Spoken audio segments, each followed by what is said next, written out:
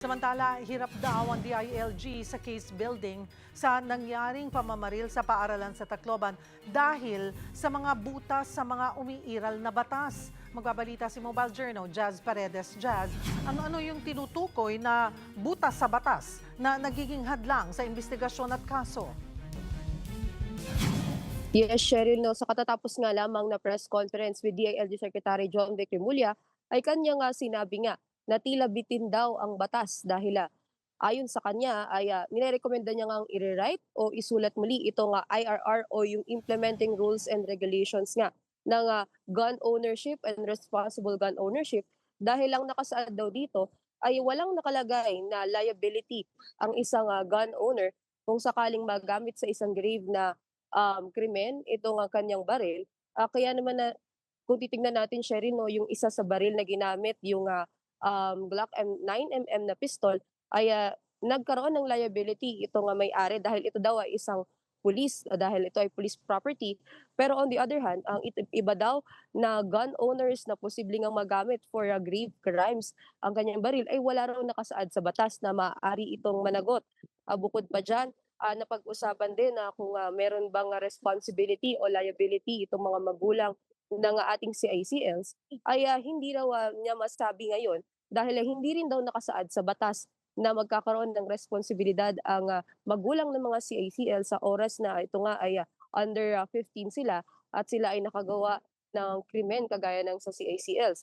Sa ngayon ay kanya nga nirerekomenda na sa Kongreso ay magtulungan at makikipagtulungan daw ang DILG at si Secretary DILG Secretary John Vic Remulla upang i-rewrite itong mga batas na ito. Dahil sa ngayon, dahil nga bitin ang batas ay hindi nila masabi nga makakasuhan itong may-ari ng baril, ang magulang ng mga CICLs at iba pang mga posibleng dapat na makasuhan. At gaya nga rin ang sinabi niya kanina, itong 14-year-old daw na CACL ay ito raw ang may pinakamaraming naiputok na bala mula sa kanyang baril. Ngunit hindi nga ito makakasuhan dahil nga dito sa Juvenile Justice Law na 15 pababa ay exempted sa batas na ito. Sheryl.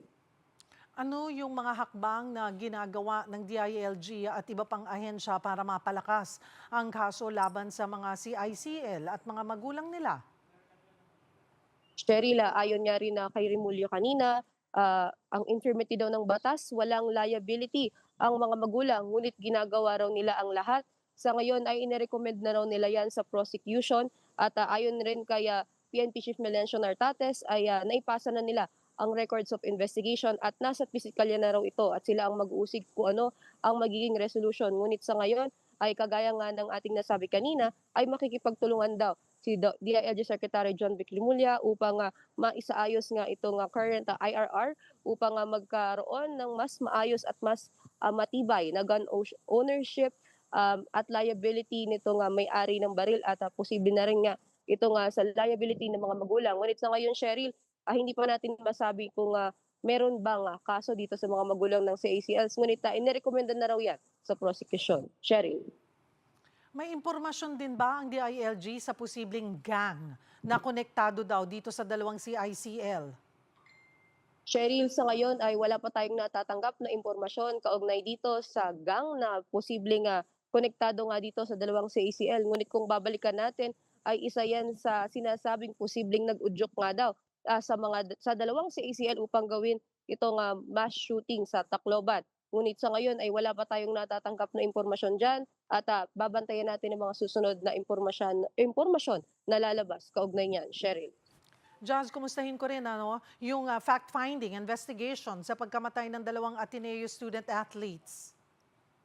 Yes, Cheryl, nagpapatuloy nga ang fact-finding investigation ng CADG ngayong araw. At ayon nga sa impormasyon ni DILG Secretary John Vic Remulla ay huling 2 araw na kahapon at we are assuming na huling araw na ngayon dahil ipapasa nila sa DOJ bukas yung kanilang records of investigation at yung kanilang ipa-file at recommendation na ipa-file na kaso. Sa ngayon, may mga nakita tayong ilang personalidad na pumasok sa tanggapan ng sa ADG kanina at ang nakukumpirma pa lamang natin ngayon ay isang former Ateneo player nga ang dumating kinila natin siya bilang si Dave Idolfonso, former Ateneo player.